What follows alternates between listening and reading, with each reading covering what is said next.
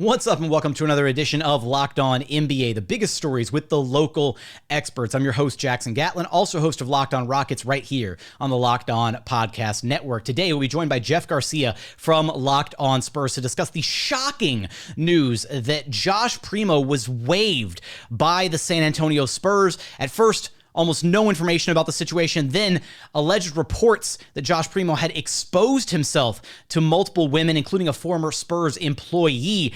How much of a setback is this for the Spurs to lose a lottery talent like Primo? Plus, what does it say about the Spurs organization and their zero tolerance policy for this type of behavior? We're going to talk about that in just a moment after a quick message from our friends over at BetOnline.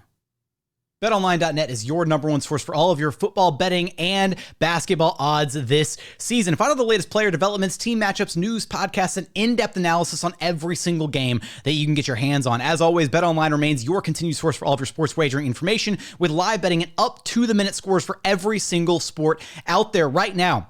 You can go take a look at BetOnline to see who the odds-on favorites are for the NBA championship this season. Right now, the Milwaukee Bucks leading the way at plus 550. Got the Boston Celtics right behind them at plus 575. Golden State Warriors in third place at plus 700. And then rounding out the top five, you have the LA Clippers at plus 750 and the Phoenix Suns at plus 1,000. So for all of those odds and more, be sure to visit betonline.net to learn more about the trends and action available to you. BetOnline, it's where the game starts.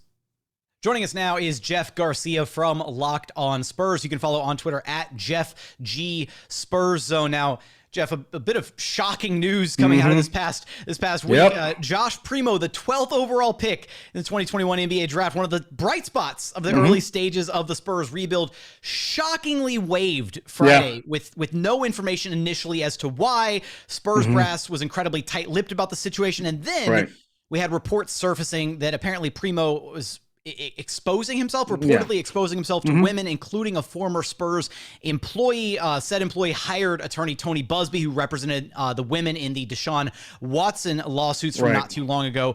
Let's start first, Jeff. What does this say about the Spurs organization having kind of a zero tolerance policy for this type of conduct? I mean, I wouldn't put it past other organizations to try and sweep something like this maybe under the rug a little bit, especially considering, you know, a lottery pick type talent. Yeah, it was shocking. When I got the news in my inbox, I didn't believe it. I thought this was a joke. I was going to text some of the Spurs staffers that I know and say, okay, you got me good. Ha, ha, ha. No, but it was real. And talk about shocking is it was just so knock you out of your seat if you're a Spurs fan, because he was seen as very pivotal moving forward in this rebuild. There was even talk about he should be the starting point guard to start this new season over a guy like Trey Jones. That's how much they were invested in him. Contract-wise, they picked up option 3-year, 4th year. His face is plastered everywhere in San Antonio, in billboards, on advertisements.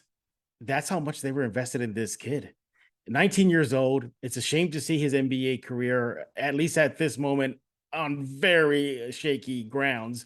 I don't know when you're going to release this, Jackson, but the NBA teams can pick him up on Monday if he clears waivers, but I don't think NBA teams are going to touch him with a 10-foot pole. I think based on the allegations right now of him exposing himself to women, it might be a while before he sees an NBA career resume or not. It's going to get worse, and it's a shame because this is a season of rebuild, a season of youth. It's almost like springtime for the Spurs as they move forward and trying to get back on the mountaintop. And now you got this dark cloud hanging over the entire season because, Jackson, I think this is just the tip of the iceberg, because if Busby does file a lawsuit, that lawsuit will be public, and then we'll see exactly what is alleged. Right now, I think the big thing right now for the Spurs is when they found out. I don't have any source or anything like this, but my gut instinct feels they probably found out of the recent 4-game road trip, because he played that game against Minnesota 20 plus minutes. He was one of the heroes in that beatdown that Minnesota took from the Spurs, and then the next day, boom, out. So it was fast. It was furious. The Spurs did the right thing. Sever all ties. And I mean sever all ties from the fan shop. Physical jerseys being removed from their fan shop at the AT&T Center. The online store erased them. Their social media account erased them. And I think it was sudden because I did not go to the game versus Chicago, but I saw several Spurs fans say that Primo was still in their opening montage splash. The game's about to begin, and his face was still there. I don't think the players knew either, because in that game, the second game versus Minnesota, where they lost, you had players come out and said, "Oh, this would have been a different story if Devin Vassell when Josh Primo played." So I don't think anybody knew until that road trip at towards the end of it. But all in all, it's shocking. Rarely do the Spurs organization, their history, go through this. I mean, there have been some. There's been the Kawhi Leonard, but that at least that was on the court. That was just contract, and do I want to stay in this team or not?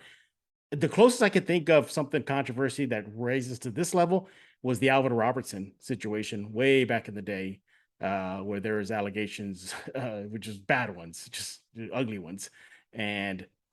But yeah, the Spurs, all they can do now is move forward. That's all they can do. And if you look at their last first round picks, they've kind of been a little leaning more towards the misses than the hits. I know Keldon Johnson, great. Devin Vassell, great.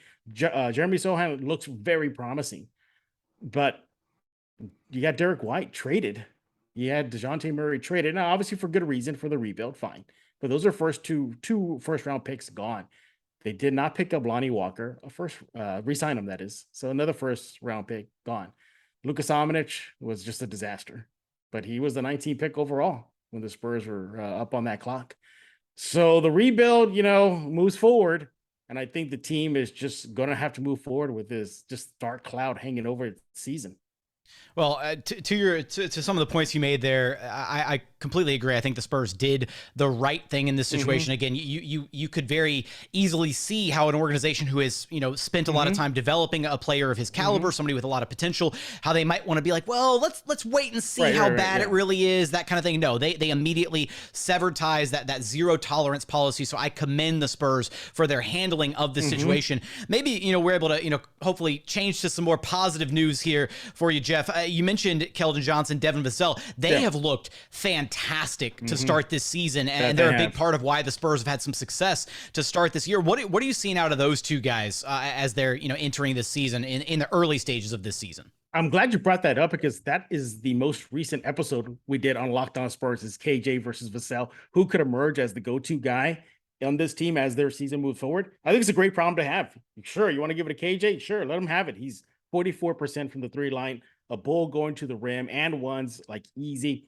Fine. Devin Vassell, ability to create his own shot, get the three-point shot down. He's shooting 40% from the three line, can create, can assist. He can do a little bit of all, get you some defensive stops. Not to say Keldon can, but he can too. But Devin Vassell and Keldon Johnson playing admirably to start this new season.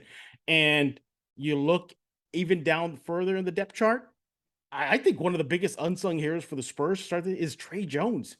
I dare anybody to go look at on Basketball Reference, for example, look at his stat line. You're going to be like, this second rounder is doing this right now, double figure scoring. He's among the league leaders in loose ball recoveries. His assist to turnover ratio is insane, giving you about 2-3 rebounds a game, just giving the Spurs about 4 to 5 assists per game, double figure scoring, 13 points per game. He's added a teardrop to his game this season. And just how much of an impact that Trey Jones has made to start the season, brace yourself, Jackson. Popovich compared him to Manu. Oh, that's high praise. Okay. Right.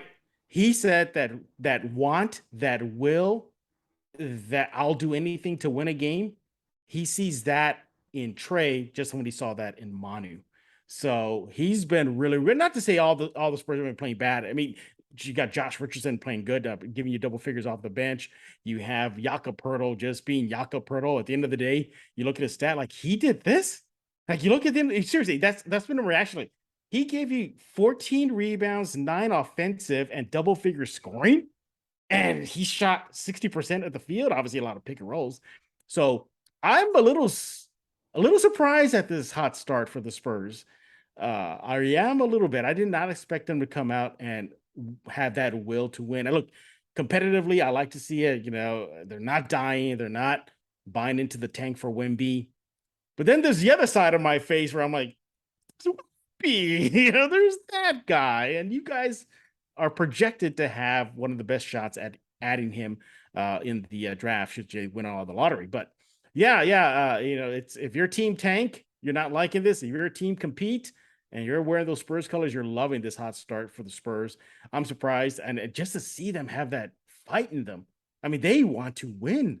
They don't care about Wimby. They don't care about lottery odds. They don't care about Scoot. They want to get W's.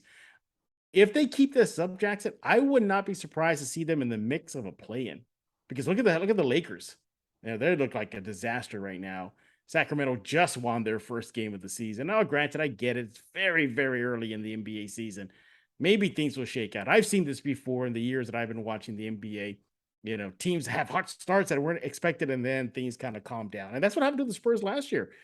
Last year, they went into Milwaukee and they beat the Bucks on their gym. Last year, they went to LA and beat the Lakers and the Clippers, and everybody was loving it. And then things came back down to earth, and then they went on that 8-9 game losing streak. I hope that doesn't happen, but then I do hope that it happens. I'm torn, Jackson. What do I do? You've been through this before, going in Houston and having a tank season. Hey, I mean, we'll let you straddle the fence, there, Jeff. We'll let you kind of, navigate through those feelings as the season goes on. Because, hey, the Spurs have had a hot start to their season. How much of a setback is losing Josh Primo for this organization? Can Keldon Johnson and Devin Vassell keep the production up? You're going to have us cover for all of that and more over at Locked On Spurs. Jeff, I appreciate you stopping by Locked On NBA with me. Yep, anytime.